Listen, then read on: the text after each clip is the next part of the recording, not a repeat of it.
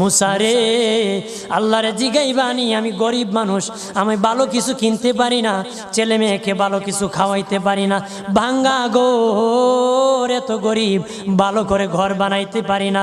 আল্লাহরে জিগাইবানি কি করলে আমার উন্নতি হবে, ধনী হব, টাকা পয়সা হবে। আল্লাহরে জিগাইবানি। আল্লাহ মুসা নবী কই ঠিক আছে, আল্লাহরে জিগাইব তুমি কেমনে ধনী হইবা। আল্লাহ নবী মুসা নবী তিন রাস্তার মোড়ে যা দেখে একটা লোক বসে আছে, তার দুই হাত নাই, দুই পা নাই, দুই হাত নাই, দুই পা নাই।